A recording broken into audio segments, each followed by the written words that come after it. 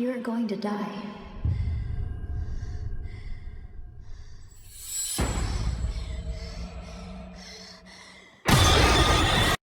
അമ്മയും മക്കളും മാത്രമുള്ള ഒരു വീട്. ആ വീട്ടിലെ മുമ്പുള്ള ഓണർ ഒരു പ്രേതമായിട്ട് വന്നാലോ? അതിന് ഏറ്റവും ഇഷ്ടം ആ വീട്ടിലെ ഒരു കൊച്ചു കുട്ടിയെയാണ്. ആ കുട്ടിയെ ടോർച്ചർ ചെയ്ത് ആ വീട്ടുകാരെ നശിപ്പിക്കാനാണ് ശ്രമം. എങ്ങനെയുണ്ട്, കൊള്ളാമല്ലേ? ഇതൊരു കെട്ടുകഥയൊന്നുമല്ല. ഇത് നടന്ന സംഭവത്തെ ആസ്പദമാക്കി എടുത്ത ഒരു ഫിലിമാണ്. നമ്മൾ കാണാൻ പോകുന്നത് ദ കോൺജറിംഗ് 2. പേടിക്കുന്ന ലോകത്തേക്ക് നിങ്ങൾ വരാൻ തയ്യാറാണെങ്കിൽ നമുക്ക് എത്രയും വേഗം കഥയിലേക്ക് കടക്കാം.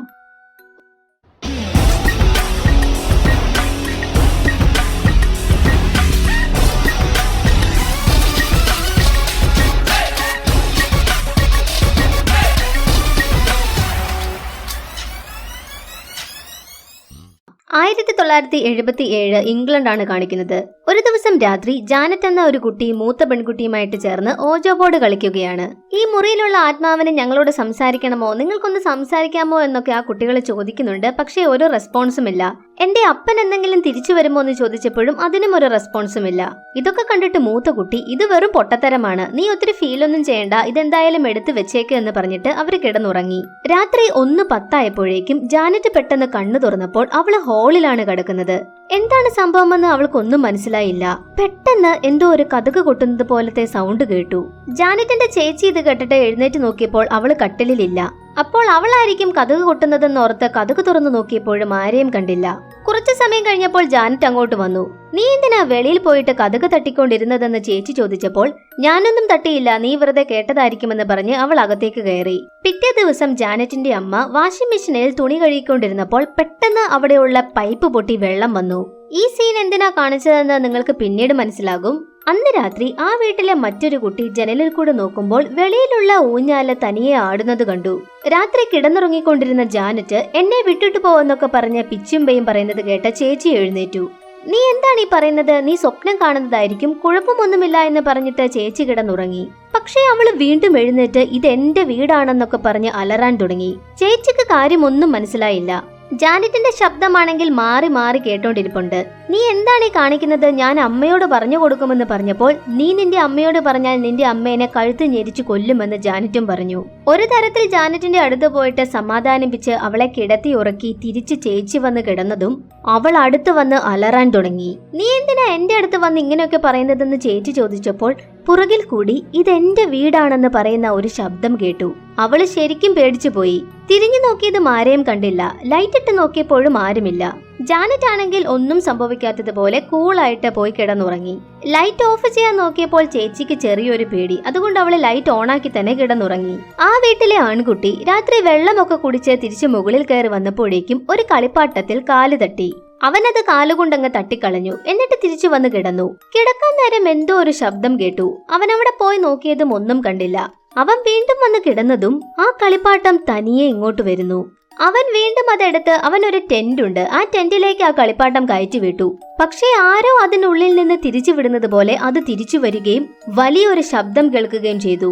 ഇത് കേട്ടതോടെ അവൻ ശരിക്കും പേടിച്ചു പോയി. അമ്മ അമ്മ എന്നെ രക്ഷിക്കുക എന്ന് പറഞ്ഞ് അവൻ അവിടെ നിന്ന് ഓടുകയും ചെയ്തു. അമ്മയുടെ അടുത്ത് പോയിട്ട് എനിക്ക് നല്ല പേടിയാകുന്നുണ്ട്, ആ ടെന്റിൽ ആരോ ഉണ്ടെന്ന് പറഞ്ഞു കൊടുത്തു. ഇത് കേട്ടതും അമ്മ നീ എന്താണ് ഈ പറയുന്നത്, നമുക്ക് പോയി നോക്കാമെന്ന് പറഞ്ഞ് അവനെയും കൊണ്ട് പോയി നോക്കി. ലൈറ്റ് ഇട്ടിട്ട് ടെന്റ് തുറന്നു നോക്കിയതും ആരെയും കണ്ടില്ല. ഇത് കണ്ടോ, ഇതിൽ ആരുമില്ല, നീ ചിലപ്പോ സ്വപ്നം കണ്ടതായിരിക്കുമെന്ന് അമ്മ പറഞ്ഞു. ഇത് പറഞ്ഞുകൊണ്ടിരുന്നതും താഴെ എന്തോ ഒരു ശബ്ദം കേട്ടു. നീ മുറിയിലേക്ക് പൊക്കോ, ഞാൻ പോയി താഴെ എന്താണെന്ന് നോക്കിയിട്ട് വരാമെന്ന് പറഞ്ഞ് അമ്മ അങ്ങോട്ട് പോയി. താഴെ ചെന്ന് നോക്കിയതും അവിടെയുള്ള ഒരു ചെയറില് ജാനറ്റ് ഇരുന്ന് ആടിക്കൊണ്ടിരിപ്പുണ്ട്. നീയായിരുന്നോ? എനിക്കിപ്പോൾ അറ്റാക്ക് വന്നേനെ എന്ന് അമ്മ പറഞ്ഞു. നീ എന്തിനാ രാത്രി ഇവിടെ വന്നിരിക്കുന്നതെന്ന് ചോദിച്ച് ജാനറ്റിനെ പോയി പിടിച്ചതും അവൾക്ക് നല്ല ടെമ്പറേച്ചർ ഉണ്ട്. നല്ല പനിയുണ്ടല്ലോ, നീ എന്തായാലും നാളെ സ്കൂളിൽ പോകണ്ട എന്ന് പറഞ്ഞിട്ട് അവളെ മുകളിൽ കൊണ്ടുപോയി കിടത്തി. പിറ്റേ ദിവസം അവൾ അങ്ങനെ സ്കൂളിൽ പോയില്ല. ബാക്കിയുള്ളവരെല്ലാവരും സ്കൂളിൽ പോയി. അമ്മയാണെങ്കിൽ ജോലിക്കും പോയി. അവൾ ഒറ്റയ്ക്ക് ഇരുന്നിട്ട് TV കണ്ടുകൊണ്ടിരുന്നപ്പോൾ ടിവിയുടെ ചാനല് തനിയെ മാറാൻ തുടങ്ങി. എന്തെങ്കിലും പ്രശ്നം പറ്റിയതാണെന്നോർത്ത് അവള് റിമോട്ട് എടുത്തിട്ട് ചാനല് മാറ്റി. അപ്പോൾ നോർമലായി. പക്ഷേ കുറച്ചു നേരം കഴിഞ്ഞിട്ട് വീണ്ടും പഴയതുപോലെയായി. ഒന്നുകൂടി ശരിയാക്കാമെന്നോർത്ത് അവള് റിമോട്ട് തപ്പിയതും റിമോട്ട് അവിടെ കണ്ടില്ല. ടക്കെന്ന് അവിടുത്തെ ഫോൺ അടിച്ചു. അതടിച്ചതും അവളൊന്ന് ഞെട്ടിപ്പോയി. പക്ഷെ ഫോൺ പോയി എടുത്തപ്പോൾ അമ്മയായിരുന്നു. അമ്മയോട് ഇങ്ങനെ സംസാരിച്ചോണ്ടിരിക്കുന്ന സമയത്താണ് ആ റിമോട്ട് അവള് രാത്രി ഇരുന്നിരുന്ന ആ ചെയറില്ലേ, ആ ചെയറിലിരിക്കുന്നത് കണ്ടു. ഇത് കണ്ടതും അവള് ശരിക്കും ഷോക്കായി. അമ്മയോട് പെട്ടെന്ന് വീട്ടിലേക്ക് വരണമെന്ന് പറഞ്ഞിട്ട് അവൾ ഫോൺ വെച്ചു. അവൾ അങ്ങനെ ആ റിമോട്ട് എടുത്തുകൊണ്ട് പോയിട്ട് വീണ്ടും TV വെച്ചു. എന്നിട്ട് പതിയെ ആ ചെയറിലോട്ട് നോക്കുന്നുണ്ട് എന്തെങ്കിലും പ്രശ്നമുണ്ടോ എന്ന്. പക്ഷെ അവിടെ ആരെയും കണ്ടില്ല. വീണ്ടും TVക്ക് പഴയ പ്രശ്നം തന്നെ വന്നു. TV നിന്നും പോയി. അവൾ അടുത്ത് പോയിട്ട് നമ്മൾ എല്ലാവരും ചെയ്യുന്നത് പോലെ TVക്ക് 2-3 തട്ടു കൊടുത്തു. അപ്പോഴാണ് അതിലൂടെ ആ പുറകിലിരുന്ന ചെയറിൽ ഒരു കിഴവൻ ഇരിക്കുന്നത് കണ്ടത്. അവൾ അങ്ങോട്ട് തിരിഞ്ഞു നോക്കിയതും റിമോട്ട് അവിടെ നിന്ന് താഴെ വീണു. അവൾ പേടിച്ച് വിറച്ച് അങ്ങോട്ട് നോക്കിക്കൊണ്ടിരുന്നപ്പോൾ ഇത് എന്റെ വീടാണെന്ന് പറഞ്ഞ് അയാൾ അലറാൻ തുടങ്ങി. അവള് ഞെട്ടി താഴെ വീണതും TV തനിയെ ഓണാവുകയും ചെയ്തു. ഈ സീൻ കട്ടായിട്ട് അടുത്തത് കാണിക്കുന്നത് എഡിന്റെയും ലൊറൈന്റെയും വീടാണ്. ലൊറൈൻ ഉറക്കമൊക്കെ എഴുന്നേറ്റ് ഹസ്ബൻഡിനെ നോക്കുമ്പോൾ അയാൾ എന്തോ ഒന്ന് വരച്ചോണ്ടിരിക്കുകയാണ്. അടുത്തു പോയി നോക്കിയതും നമ്മുടെ നണ്ണില്ലേ, നണ്ണിന്റെ അതേ രൂപം. ഇതെനിക്ക് സ്വപ്നത്തിൽ വന്നതാണെന്നും എഡ് പറഞ്ഞു. അത് കണ്ടതും ലൊറൈന് എന്തൊക്കെയോ തോന്നി, പക്ഷെ ഒന്നും പറഞ്ഞില്ല. ലൊറൈൻ എഡിനോട് നമുക്ക് എന്തായാലും ഇങ്ങനത്തെ കേസുകളൊക്കെ കുറച്ചു നാളത്തേക്ക് നിർത്തിവെക്കണമെന്ന് പറഞ്ഞു. എഡ് അതിന് സമ്മതിക്കുകയും ചെയ്തു. അന്ന് രാത്രി ജാനറ്റ് രാത്രി എഴുന്നേറ്റ് പോകാതിരിക്കാൻ കയ്യിലാണെങ്കിൽ കയറുകൊണ്ട് കെട്ടി. നീ എന്തിനാ ഇങ്ങനെ ചെയ്യുന്നതെന്ന് ചേച്ചി ചോദിച്ചു. നീ എന്തായാലും പാട്ട് കേട്ട് കിടക്കുമല്ലോ, ഞാൻ രാത്രി എഴുന്നേറ്റ് പോയാൽ ആരും അറിയില്ല, അതുകൊണ്ടാണ് ഇങ്ങനെ ചെയ്യുന്നതെന്ന് പറഞ്ഞ് അവര് രണ്ടുപേരും കിടന്നുറങ്ങി. ഇതൊക്കെ കാണിച്ചിട്ടും അവളെ രാത്രി ആ പ്രേതം വലിച്ചു താഴെയിട്ടു. അതുപോലെ കതക് കൊട്ടുന്ന ഒരു ശബ്ദവും കേൾക്കുന്നുണ്ട്. അവള് കതക് തുറന്നിട്ട് അമ്മയാണോ എന്നൊക്കെ ചോദിക്കുന്നുണ്ട്. പക്ഷെ ഒരു മറുപടിയുമില്ല. നമ്മളാണെങ്കിൽ കിടന്നുറങ്ങുമല്ലേ. പക്ഷെ ആ കുട്ടി ടോർച്ച് എടുത്തുകൊണ്ട് നേരെ താഴേക്ക് പോയിട്ട് ആ ചെയറിലേക്ക് നോക്കി. എന്നാൽ അവിടെ ആരുമില്ല. പക്ഷെ പതിയെ ആ ചെയർ ആടാൻ തുടങ്ങി. ഇത് കണ്ടതും അവള് പേടിച്ച് വിറച്ചു പോയി നേരെ മുറിയിലേക്ക് വന്നു. എന്നിട്ട് കതകടച്ചിട്ട് അവിടെ ഒരു ചെയറും വെച്ചു. അവള് വന്ന് കിടന്നതും എന്തോ ഒരു ശബ്ദം കേട്ടു. നോക്കുമ്പോൾ ആ ചെയർ അവളുടെ അടുത്തിരിക്കുന്നു. കതക് തുറന്നും കിടപ്പുണ്ട്. ആരോ നടന്നു വരുന്നത് പോലെ അവൾക്ക് ശബ്ദം കേൾക്കുന്നുണ്ട്. അത് അടുത്തടുത്തടുത്തേക്ക് വരും തോറും അവൾക്ക് നല്ല പേടിയും വരുന്നുണ്ട്. പേടിച്ച് വിറച്ച് അവള് ബെഡ്ഷീറ്റ് തലയിൽ കൂടി മൂടി കിടന്നുറങ്ങി. പക്ഷെ അപ്പോഴും ആ ശബ്ദം അടുത്തടുത്തേക്ക് വരുന്നുണ്ട്. അതടുത്ത് വന്നതും അവളുടെ ബെഡ്ഷീറ്റ് എടുത്ത് മാറ്റി. ഇത് കണ്ടതും അവൾ ഉറക്കെ അലറി. ഈ ശബ്ദം കേട്ട് പാട്ട് കേട്ടോണ്ടിരുന്ന ചേച്ചി പോലും എഴുന്നേറ്റു. നിനക്ക് എന്ത് പറ്റിയെന്ന് ചേച്ചി ചോദിച്ചപ്പോൾ ഈ മുറിയിൽ ആരോ ഉണ്ടെന്ന് ജാനറ്റ് പറഞ്ഞു. ഇവിടെ ആരും ഇല്ലല്ലോ, നീ ചിലപ്പോൾ സ്വപ്നം കണ്ടതായിരിക്കുമെന്ന് ചേച്ചി പറഞ്ഞതും അവരുടെ 2 കട്ടിലും പടപടയെന്ന് ആടാൻ തുടങ്ങി. ചേച്ചി ഓടിപ്പോയി ലൈറ്റ് ഇട്ടിട്ട് അമ്മയെ വിളിച്ചതും അമ്മ ഓടി വന്നു. നിങ്ങൾ ചുമ്മാ കളിക്കരുത്, പോയി കിടന്നുറങ്ങാൻ അമ്മ പറഞ്ഞതും ഇല്ലേ അമ്മ, ശരിക്കും ഈ മുറിയിൽ ആരോ ഉണ്ട്, നോക്ക് എന്റെ കഴുത്തിൽ അത് കടിച്ചിട്ടുണ്ടെന്ന് പറഞ്ഞ് ജാനറ്റ് ആ പാട് കാണിച്ചു. ഇത് കണ്ടതും അമ്മ ശരിക്കും ഷോക്കായി. അമ്മ അങ്ങനെ മുറിയിൽ കയറി നോക്കിയതും ഓജോ ബോർഡ് കിട്ടി. ഇത് വെച്ച് കളിച്ചോണ്ടിരുന്നാൽ ഇങ്ങനെ പലതും തോന്നും. നിങ്ങൾ പോയി മര്യാദയ്ക്ക് കിടന്നുറങ്ങാൻ അമ്മ പറഞ്ഞതും പെട്ടെന്ന് ആ ടേബിള് നീങ്ങി ആ ഡോർ അങ്ങടഞ്ഞു. ഇതോടുകൂടി അമ്മയ്ക്കും ഒരു കാര്യം മനസ്സിലായി, ഇവിടെ എന്തോ ഒരു പ്രശ്നമുണ്ട്. രാത്രിയില് തന്നെ അമ്മയും കുട്ടികളും ഓടി അടുത്ത വീട്ടിലേക്ക് ചെന്നു. അവിടെയുള്ള ആളോട് അമ്മ കഥകളൊക്കെ പറയുകയാണ്. ശരിക്കും അവിടെ ആരോ ഉണ്ട്, ഞാൻ കണ്ണുകൊണ്ട് കണ്ടതാണെന്ന് അമ്മ പറഞ്ഞു. എന്തായാലും വിഷമിക്കണ്ട, എന്റെ ഹസ്ബൻഡ് നോക്കാൻ പോയിട്ടുണ്ടല്ലോ, അവര് തിരിച്ചു വരട്ടെ എന്ന് അവളും പറഞ്ഞു. ഹസ്ബൻഡ് തിരിച്ചു വന്നതും അവിടെ ആരുമില്ല, ഞാൻ എല്ലായിടവും മരിച്ചു പെറുക്കിയെന്ന് വളരെ കാഷ്വലായി പറഞ്ഞു. അങ്ങോട്ട് പോലീസും വന്നു.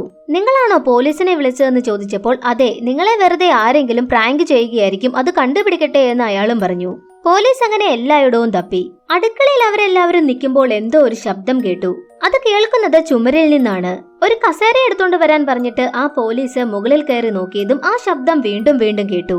ചിലപ്പോൾ എലി വല്ലമായിരിക്കുമെന്ന് അവര് പറഞ്ഞതും ആ കസേര തനിയെ നീങ്ങി ഡൈനിങ് ടേബിളിന്റെ അവിടെ പോയി നിന്നു. ഇത് കണ്ടതും പോലീസുകാരൊക്കെ ചാടി വെളിയിൽ വന്നു. ഞങ്ങൾക്ക് ഇതുകൊണ്ട് ഒന്നും ചെയ്യാൻ പറ്റില്ല, അതുകൊണ്ട് ഒരു പരാതി ഫയൽ ചെയ്യാമെന്ന് പറഞ്ഞു. അത് വെച്ചോണ്ട് ഞാൻ എന്ത് ചെയ്യാനാണെന്ന് അമ്മ ചോദിച്ചതും ഞങ്ങൾക്ക് അറിയാവുന്ന ഒരു അച്ഛനുണ്ട്, ആ അച്ഛനോട് കാര്യങ്ങളൊക്കെ പറയാമെന്ന് പറഞ്ഞിട്ട് അവരവിടെ നിന്ന് പോയി. ലൊറൈന്റെ മകള് ബ്രേസ്ലെറ്റ് ഉണ്ടാക്കിക്കൊണ്ടിരുന്നപ്പോൾ പുറകിൽ കൂടി ആരോ നടക്കുന്നത് പോലെ തോന്നി. ലൊറൈൻ ആണെങ്കിൽ അവിടെ ഇരുന്ന് ഉറങ്ങിപ്പോയി. ഉറക്കം എഴുന്നേറ്റ് നോക്കിയതും മകള് ഹാളിൽ നിൽപ്പുണ്ട്. നീ എന്താണ് ഇവിടെ നിൽക്കുന്നതെന്ന് ചോദിച്ചപ്പോൾ അതാരാണ് അമ്മ എന്ന് ആ കുട്ടി ചോദിച്ചു. ലൊറൈൻ നോക്കിയതും എഡ് വരച്ച അതേ പ്രേതം അവിടെ നിൽക്കുന്നു. അതങ്ങ് നടന്നു പോവുകയും ചെയ്തു. നീ അകത്തേക്ക് പോക്കോ, ഞാൻ എന്താണെന്ന് പോയി നോക്കാമെന്ന് പറഞ്ഞിട്ട് ലൊറൈൻ അങ്ങോട്ട് പോയി. ആ മുറിയിൽ ചെന്നതും നല്ല ഇരുട്ടാണ്. ഇരുട്ടത്ത് ആ രൂപം ഇങ്ങനെ നിൽക്കുന്നത് ലൊറൈൻ കണ്ടു. ലൈറ്റ് ഇട്ട് നോക്കിയതും അത് എഡ് വരച്ച ആ ചിത്രമായിരുന്നു. പെട്ടെന്ന് പുറകിൽ എന്തോ ഒരു പാട്ട് കേട്ടു. ലൊറൈൻ അത് പോയി നിർത്തിയതും ലൈറ്റ് ഓഫായി. നോക്കുമ്പോൾ വരച്ച ആ രൂപം നല്ല റിയലിസ്റ്റിക് ആയിട്ട് തോന്നുന്നുണ്ട്. പോയി ലൈറ്റ് ഇട്ട് നോക്കിയതും അതാ ചിത്രം തന്നെയാണ്.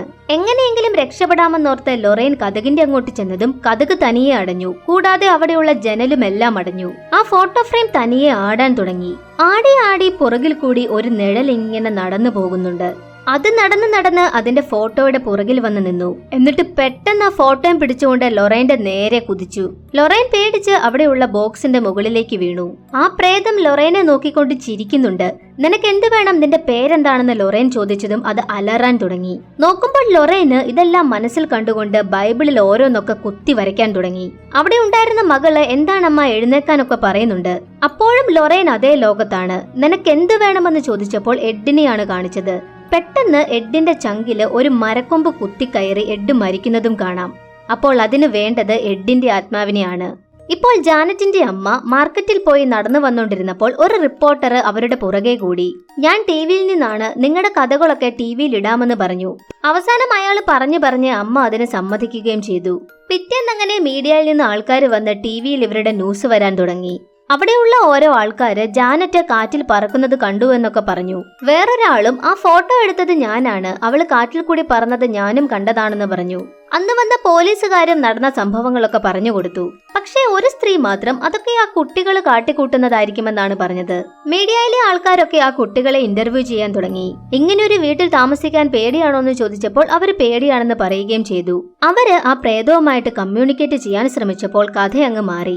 ജാനറ്റിൽ നിന്ന് എന്തോ ഒരു സൗണ്ട് ഒക്കെ വെളിയിലേക്ക് വരുന്നുണ്ട്. എന്ത് പറ്റി ജാനറ്റ് എന്ന് ചോദിച്ചപ്പോൾ ഇത് ജാനറ്റ് അല്ല, അവൾ ഉറങ്ങി, ഇത് എന്റെ വീടാണെന്ന് ആ വൃദ്ധൻ അലറാൻ തുടങ്ങി. ഇത് നിങ്ങളുടെ വീടല്ല, ഇതിപ്പോൾ ഇവരുടെ വീടാണെന്ന് അവിടെയുള്ള ആള് പറഞ്ഞു. എന്തിനാണ് നിങ്ങൾ ഇങ്ങനെ ചെയ്യുന്നതെന്ന് ചോദിച്ചപ്പോൾ എനിക്ക് ഇവരെ ടോർച്ചർ ചെയ്യുന്നത് നല്ലതുപോലെ ഇഷ്ടപ്പെട്ടു എന്ന് അയാൾ പറഞ്ഞു.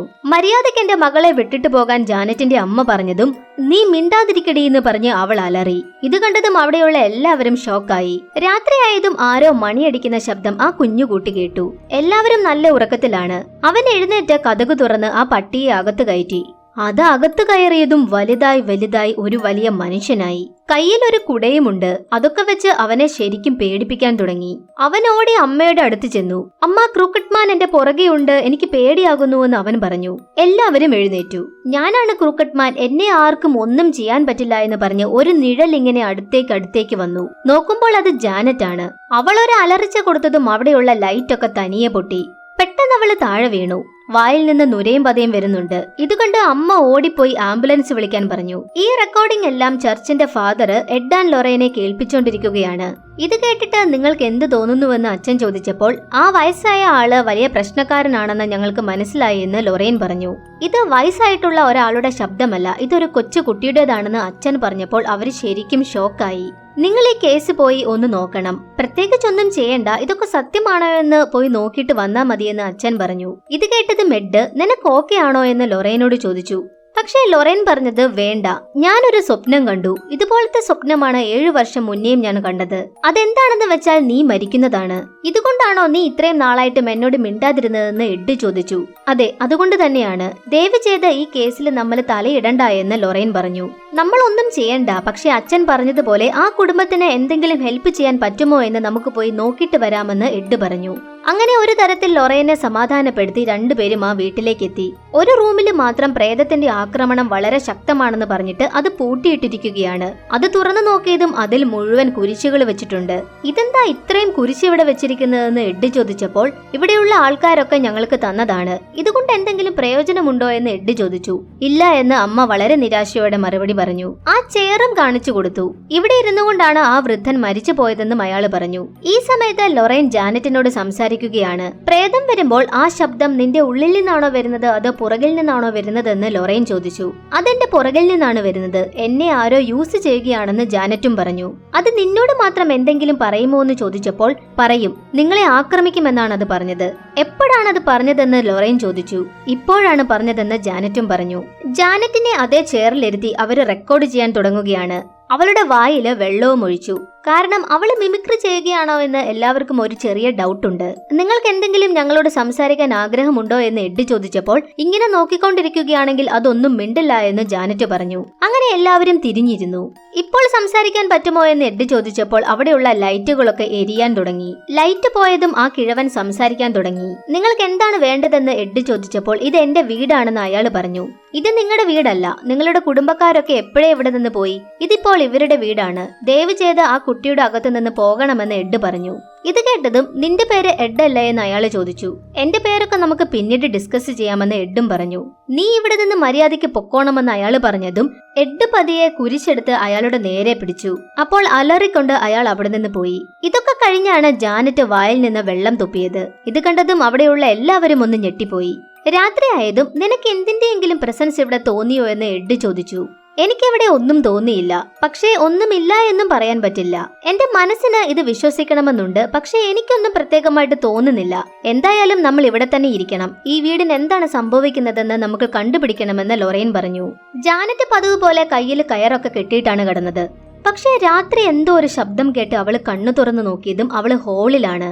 പഴയതുപോലെയല്ല, തല കീഴായിട്ട് ഭിത്തിയിൽ ഒട്ടിച്ചു വെച്ചിരിക്കുന്നത് പോലെയുണ്ട്. രക്ഷിക്കണേ രക്ഷിക്കണേ എന്ന് പറഞ്ഞ് അവൾ എല്ലാവരെയും വിളിക്കാൻ തുടങ്ങി. ഇതൊക്കെ കണ്ടോണ്ട് ആ കിഴവന്റെ പ്രേതം കസേരയിൽ ഇരിപ്പുണ്ട്. പതിയെ അത് അവിടെ നിന്ന് എഴുന്നേറ്റു. എന്നിട്ട് മുകളിലേക്ക് നടക്കാൻ തുടങ്ങി. അയാൾ അവിടെ നിന്ന് പോയതും എങ്ങനെയെങ്കിലും രക്ഷപ്പെടണമെന്നോർത്ത് ജാനറ്റ് പരിശ്രമിക്കാൻ തുടങ്ങി. പക്ഷേ പെട്ടെന്ന് ആ ഭിത്തിയിലൂടെ ജാനറ്റ് തുളഞ്ഞ് മറ്റൊരു മുറിയിലെത്തി. നോക്കുമ്പോൾ ആ കുരിശൊക്കെ വെച്ചിരുന്ന മുറിയിലെ അതേ മുറിയിൽ തന്നെ പതിയെ അവിടെയുള്ള ഒരു കുരിശ് ആടാൻ തുടങ്ങി. എന്നിട്ട് അത് തലകീഴായിട്ട് നിന്നു. പിന്നെ എല്ലാ കുരിശും അതുപോലെ ആടാൻ തുടങ്ങി. എല്ലാം തലകീഴായിട്ട് നിൽക്കുകയും ചെയ്തു. പെട്ടെന്ന് ആ പ്രേതം അവിടെ വന്നിട്ട് അവളെ പേടിപ്പിക്കാൻ തുടങ്ങി. അവൾ അലറുന്ന ശബ്ദം കേട്ട് അമ്മ എഴുന്നേറ്റു. ആ കതക് തുറക്കാൻ ശ്രമിച്ചതും ലോക്കായതുകൊണ്ട് അത് തുറക്കാനേ പറ്റിയില്ല. ജാനറ്റ് ആണെങ്കിൽ ആ കതകിന്റെ ഇടയ്ക്ക് കൂടി അമ്മ ഇവിടെ അയാൾ ഉണ്ട്, എന്നെ രക്ഷിക്കാൻ പറയുന്നുണ്ട്. ഇത് പറഞ്ഞുകൊണ്ടിരുന്നതും ജാനറ്റിന്റെ വായ പൊത്തി ആ പ്രേതം അവളെ അകത്തേക്ക് വലിച്ചു. അമ്മ ശരിക്കും ഷോക്കായി. ശബ്ദം കേട്ട് എഡും ലൊറൈനും അവിടെ എത്തി. ലൊറൈൻ അതിന്റെ അകത്തോട് നോക്കുമ്പോൾ കർട്ടൻ കൊണ്ട് അവളുടെ കഴുത്ത് ഞെരിക്കുകയാണ്. ഒരു തരത്തിൽ അവര് കതക് തുറന്നു വന്ന് അവളെ രക്ഷിച്ചു. എന്താണ് നിനക്ക് പറ്റിയതെന്ന് എല്ലാവരും ചോദിച്ചുകൊണ്ടിരുന്നപ്പോൾ ലൊറൈൻ പതുക്കെ ഒരു കുരിശിൽ നോക്കിയതും ആ കുരിശ് തനിയെ ആടി തലകീഴായിട്ട് നിന്നു. പിറ്റേന്ന് ഇതൊക്കെ റെക്കോർഡ് ചെയ്യാൻ ആൾക്കാരൊക്കെ എത്തി. താഴെ ബേസ്മെന്റില് പൈപ്പ് പൊട്ടി അവിടെയൊക്കെ വെള്ളമായി. എഡാണെങ്കിൽ അവരെ ഹെൽപ്പ് ചെയ്യാൻ താഴേക്ക് ചെന്നു. അത് ശരിയാക്കിക്കൊണ്ടിരുന്നപ്പോൾ വെള്ളത്തിൽ കൂടി ഒരു രൂപം ഇങ്ങനെ നടന്നു വരുന്നത് ജാനറ്റിന്റെ അമ്മ കണ്ടു. അവർ ടോർച്ച് അടിച്ചിട്ട് നിങ്ങളുടെ പുറകിൽ ആരോ ഉണ്ട്, അങ്ങോട്ട് നോക്കാൻ എഡിനോട് പറഞ്ഞു. പക്ഷെ എഡ് നോക്കിയതും ആരെയും കണ്ടില്ല. അവര് വെള്ളത്തിന്റെ അടിയിലേക്ക് ടോർച്ച് അടിച്ച് നോക്കിയതും ആ രൂപം അതിന്റെ അകത്തുണ്ട്. പെട്ടെന്ന് അത് അവളുടെ കഴുത്തിന് പിടിച്ച് വെള്ളത്തിൽ മുക്കിക്കൊല്ലാൻ ശ്രമിച്ചു. ഇത് കണ്ടതും എഡ് അങ്ങോട്ട് ഓടി വന്ന് അവരെ രക്ഷിക്കുകയും ചെയ്തു. എഡ് നോക്കുമ്പോൾ ഒരു കടി കൊണ്ട പാട് അവരുടെ കയ്യിൽ കിടപ്പുണ്ട്. ഉടനെ പോയി വെള്ളത്തിന്റെ അടിയിൽ കൈയിട്ട് നോക്കിയപ്പോൾ ഒരു വെപ്പുപല്ല് കിട്ടി. അത് വെച്ച് നോക്കിയപ്പോൾ അതിന്റെ തന്നെ പാടാണത്. വേറൊരാള് സൗണ്ട് ഡിറ്റക്ട് ചെയ്യുന്ന മെഷീനൊക്കെ വെച്ചിട്ട് സൗണ്ട് നോക്കുകയാണ്. ഒരു സ്ഥലത്തെത്തിയപ്പോൾ എന്തോ ഒരു ശബ്ദം കേട്ടു. ഇവിടെയാണ് അത് ഉള്ളതെന്ന് പറഞ്ഞ് അയാൾ എല്ലാവരെയും വിളിച്ചു. എഡ് പതിയെ കതകു തുറന്നു നോക്കിയതും ജാനറ്റ് അതിന്റെ അകത്തിരിപ്പുണ്ട്. ഓരോന്നൊക്കെ പറഞ്ഞ് പിച്ചിമ്പയും പറയുന്നത് പോലെ അലറുന്നുണ്ട്. എഡുടനെ ആ കുരിശ് നീട്ടി. അത് കണ്ടതും ജാനറ്റിന്റെ അകത്തു നിന്ന് ആ പ്രേതം വിട്ടുപോയി. അവളാണെങ്കിൽ മയങ്ങി താഴെയും വീണു. ഒരു സ്ത്രീ മാത്രം ഇതെല്ലാം ജാനറ്റ് ചെയ്യുന്നതാണെന്ന് പറഞ്ഞില്ലേ? ആ സ്ത്രീ അവിടെ വന്നിട്ട് ഇതൊക്കെ നിങ്ങളുടെ മകള് ചെയ്യുന്നതാണെന്ന് തന്നെ പറഞ്ഞു. എന്നിട്ട് അവര് റെക്കോർഡ് ചെയ്ത സാധനങ്ങളൊക്കെ എല്ലാവരെയും കാണിക്കുകയും ചെയ്തു. ആ വീഡിയോയിൽ ഇതെല്ലാം ചെയ്യുന്നത് ജാനറ്റ് ആണ്. ഇക്കാര്യം അമ്മയോട് പറഞ്ഞപ്പോൾ നിങ്ങളും ഇതൊക്കെ വിശ്വസിക്കുന്നുണ്ടോ എന്ന് എഡിനോടും ലൊറൈനോടും ചോദിച്ചു. ഞങ്ങളിത് വിശ്വസിക്കുന്നില്ലെങ്കിലും ഇതൊക്കെ ചർച്ച കണ്ടാൽ മതി, അന്നത്തോടെ ഈ കേസ് ക്ലോസ് ചെയ്യും. ഇത് കേട്ടതും ജാനറ്റിന്റെ അമ്മയ്ക്ക് ശരിക്കും ദേഷ്യം വന്നു. നിങ്ങളൊക്കെ ഇവിടെ നിന്ന് പൊക്കോ, ഞങ്ങൾ തന്നെ ഇവിടെ ഇരുന്നോളാമെന്ന് പറഞ്ഞിട്ട് എല്ലാവരെയും അവിടെ നിന്ന് പറഞ്ഞു വിട്ടു. എഡും ലൊറൈനും ഒരു നിവൃത്തിയുമില്ലാതെ റെയിൽവേ സ്റ്റേഷനിലെത്തി. അവര് പോയതും ഇതൊക്കെ നീ എന്തിനാണ് ചെയ്തതെന്ന് ജാനറ്റിനോട് ചോദിച്ചു. ഇതൊക്കെ ഞാൻ ചെയ്തില്ലെങ്കിൽ നിങ്ങളെ കൊല്ലുമെന്ന് അയാൾ ഭീഷണിപ്പെടുത്തി. അതുകൊണ്ടാണ് ഞാൻ ഇതൊക്കെ ചെയ്തത്. എഡും ലൊറൈനും ട്രെയിനിൽ കയറി ലഗേജ് ഒക്കെ എടുത്തു വെച്ചോണ്ടിരുന്നപ്പോൾ 2 കാസറ്റ് താഴെ വീണ് എക്സ് ഷേപ്പിലായി. ഇത് കണ്ടതും എഡിന് ഒരു ബുദ്ധി തോന്നി. നമുക്ക് ആ മെസ്സേജസ് രണ്ടും ഒട്ടിച്ചു വെച്ച് കേട്ടു നോക്കിയാലോ? അങ്ങനെ അവരത് ചെയ്തു. അതിന്റെ അകത്ത് എന്നെ നിങ്ങൾ രക്ഷിക്ക്, എന്നെ അത് വിട്ടിട്ട് പോകുന്നില്ല എന്നാണ് ആ കിഴവൻ പറഞ്ഞത്. ഇത് കേട്ടതും ലൊറൈൻ പെട്ടെന്ന് പ്രേതങ്ങളുടെ ലോകത്തേക്ക് പോയി. അവിടെ ആ കിഴവൻ കസേരയിൽ ഇരിപ്പുണ്ട്. നിങ്ങൾക്ക് എന്താണ് വേണ്ടതെന്ന് ലൊറൈൻ ചോദിച്ചു.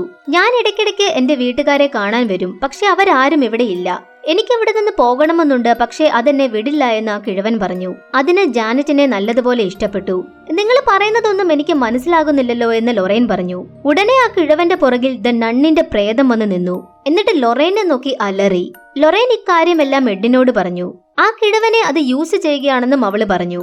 ഇപ്പോൾ ജാനറ്റിന്റെ വീട്ടിൽ ശബ്ദം കേട്ട് അമ്മ ഓടിച്ചെന്നതും ജാനറ്റും ആ മൂത്ത കുട്ടിയും മുകളിൽ ഇങ്ങനെ പൊങ്ങി നിപ്പുണ്ട്. എന്റെ മക്കളെ വിട്ടുതായെന്ന് അമ്മ പറഞ്ഞതും ആ മൂത്ത കുട്ടിയെ ചുമരിന്റെ അങ്ങോട്ട് എടുത്തെറിഞ്ഞു. ആ കുട്ടി താഴെ വീണതും മറ്റു കുട്ടികളെയും കൊണ്ട് അമ്മ ഓടി അപ്പുറത്തെ വീട്ടിൽ ചെന്നു. ഞാൻ ജാനറ്റിനെ കൂട്ടിക്കൊണ്ടുവരാമെന്ന് പറഞ്ഞ് അമ്മ തിരിച്ചു പോയതും ആ കഥകങ്ങടഞ്ഞു. ഈ സമയത്ത് എഡും ലൊറൈനും തിരിച്ചു വന്നോണ്ടിരിക്കുകയാണ്. ആ പ്രേതത്തിന്റെ പേര് കണ്ടുപിടിച്ചാൽ നമ്മൾക്കിതെല്ലാം സോൾവ് ആക്കാമെന്ന് എഡ് പറയുന്നുണ്ട്. അവരാ വീട്ടിൽ ചെന്നതും കഥക് തുറക്കാൻ നോക്കി, പക്ഷേ ഒരു രക്ഷയുമില്ല. അവസാനം അവിടെയുള്ള ഒരു ജനല് തുറന്ന് എഡ് അകത്തേക്ക് കയറാൻ നോക്കിയതും ഒരു സോഫ ഇങ്ങനെ വന്ന് അവന്റെ മുഖത്തേക്കടിച്ചു. എഡ് താഴെയും വീണു. അവസാനം എന്ത് ചെയ്യാമെന്നോർത്ത് ബേസ്മെന്റ് വഴി അകത്ത് കയറാമെന്ന് എഡ് തീരുമാനിച്ചു. ലൊറൈൻ ആണെങ്കിൽ ഞാനും കൂടി വരാമെന്ന് പറഞ്ഞ് അങ്ങോട്ട് പോയതും അവിടെയുള്ള കഥ കടഞ്ഞു. ബേസ്മെന്റിന്റെ അകത്ത് കയറിയതും അവിടെയുള്ള ഒരു ഇരുമ്പ് പൈപ്പ് ഉപയോഗിച്ച് അത് കുത്തി തുറന്ന് എഡ് മുകളിലെത്തി. മുകളിൽ ചെന്നതും പൈപ്പ് തനിയെ ഓണായിട്ട് എഡിന്റെ കണ്ണിലേക്ക് അടിച്ചു. എഡിന് ഒന്നും വ്യക്തമായി കാണാൻ പറ്റിയില്ല. ജാനറ്റിന്റെ ശബ്ദം കേട്ടാണ് എഡ് മുന്നോട്ട് പോയിക്കൊണ്ടിരിക്കുന്നത്. അപ്പോൾ കഥകിന്റെ അവിടെ നിന്ന് ഒരു കൈ കാണാം. എഡിന്റെ പുറകിലും ഒരു രൂപമുണ്ട്. എന്തായാലും കുരിശുപയോഗിച്ച് സാത്താനെ നീ പോ എന്ന് എഡ് പറയുന്നുണ്ട്. ഈ സമയത്ത് ലൊറൈൻ ബൈബിള് തുറന്നു നോക്കി. പ്രേതത്തിന്റെ പേര് കണ്ടുപിടിക്കാനാണ് ലൊറൈൻ ശ്രമിക്കുന്നത്. അവസാനം അത് വാലക്കാണെന്ന് കണ്ടുപിടിച്ചു. മഴ നല്ലതുപോലെ പെയ്യുന്നുണ്ട് അവിടെ. പെട്ടെന്ന് വലിയൊരു ഇടി വന്നിട്ട് അവിടുത്തെ മരം രണ്ടായി പിളർന്നു. ഇപ്പോൾ ആ മരം നിൽക്കുന്നില്ലേ, അതേ ഷേപ്പിലാണ് എഡിന്റെ ശരീരത്തെ കുത്തിക്കയറുന്ന ആ മരക്കൊമ്പ് കണ്ടത്. അപ്പോൾ ഇങ്ങനെയാണ് എഡിനെ അത് കൊല്ലാൻ ശ്രമിക്കുന്നതെന്ന് ലൊറൈന് മനസ്സിലായി. അകത്ത് ഒരു ടെന്റ് ഉണ്ടല്ലോ, ആ ടെന്റിന്റെ അകത്ത് ഒരു കളിപ്പാട്ടം തനിയെ ഓണായി. അത് കണ്ട് എഡ് അടുത്തേക്ക് വന്നതും അതിന്റെ പുറകിൽ ആ ക്രൂക്കറ്റ്മാൻ നിൽക്കുന്നു. അയാൾ ഒരു അലറിച്ച കൊടുത്തതും എഡ് പുറകിലേക്ക് മറിഞ്ഞു. ഉടനെ ആ ടെന്റും കൊണ്ട് അയാൾ എഴുന്നേറ്റു. എന്നിട്ട് മറ്റൊരു മുറിയിലേക്ക് പോയി. ആ മുറിയിൽ കയറിയതും അവിടെയുള്ള സാധനങ്ങളൊക്കെ എടുത്ത് എറിയാൻ തുടങ്ങി. അവസാനം അതിനെ ഒരു കബോർഡിൽ കയറ്റി എഡ് കഥകടച്ചു. ഇപ്പോൾ ലൊറൈൻ ആണെങ്കിൽ അവിടെയുള്ള ഒരു കഥകൊക്കെ തല്ലിപ്പൊളിച്ച് അകത്ത് കയറി. എഡ് മുകളിൽ ചെന്നതും ജാനറ്റ് ഒരു മുറിയിൽ നിപ്പുണ്ട്. ജാനറ്റ് എന്ന് വിളിച്ചതും അവിടെയുള്ള ജനല് പൊട്ടിത്തെറിച്ചു. അതിൽ നിന്നും അവള് താഴേക്ക് ചാടി. ഉടനെ എഡ് പോയി അവളെ ഒരു പിടുത്തം പിടിച്ചു. എഡ് ബാലൻസിന് വേണ്ടി പിടിക്കുന്നത് അവിടെയുള്ള കർട്ടനിലാണ്. ആ കർട്ടന്റെ കമ്പി ഓരോന്നോരോന്നായി ഇളകി മാറാൻ തുടങ്ങി. ഈ കറക്റ്റ് സമയത്ത് ലൊറൈൻ അവിടെ എത്തി. നോക്കുമ്പോൾ അവിടെയുള്ള കുരിശ് തലകീഴായിട്ട് വരുന്നുണ്ട്. ആ പ്രേതവും ആ സൈഡിൽ തന്നെ നിപ്പുണ്ട്. അതൊന്നും വകവെക്കാതെ ലൊറൈൻ അങ്ങോട്ട് ഓടി. ആ പ്രേതം അലറിയതും ലൊറൈൻ പറന്നുപോയി ഭിത്തിയിലിടിച്ചു. ലൊറൈൻ ഉടനെ നിന്റെ പേര് ഞാൻ കണ്ടുപിടിച്ചു, വാലക്കെന്നല്ലേ നിന്റെ പേര്, അത് പറഞ്ഞിട്ട് അവള് പ്രാർത്ഥിക്കാൻ തുടങ്ങി. പ്രാർത്ഥനയുടെ ശക്തി കൊണ്ട് ആ പ്രേതത്തിന്റെ മുഖത്തൊക്കെ ഓട്ട വീഴാൻ തുടങ്ങി. അങ്ങനെ പ്രാർത്ഥന കഴിഞ്ഞതും ആ പ്രേതം ഒന്നൊന്നായി നശിച്ച് ഇല്ലാതായി. ലൊറൈൻ ഓടി വന്ന് എഡിനെയും ജാനറ്റിനെയും രക്ഷിക്കുകയും ചെയ്തു. പിറ്റേന്ന് രാവിലെ എഡ് ഒരു കുരിശെടുത്ത് ജാനറ്റിന്റെ കയ്യിൽ കൊടുത്തു. ഒന്നുകൊണ്ടും പേടിക്കണ്ട, എല്ലാ പ്രശ്നത്തിൽ നിന്നും ഈ കുരിശ് നിങ്ങളെ രക്ഷിക്കുമെന്നും പറഞ്ഞു.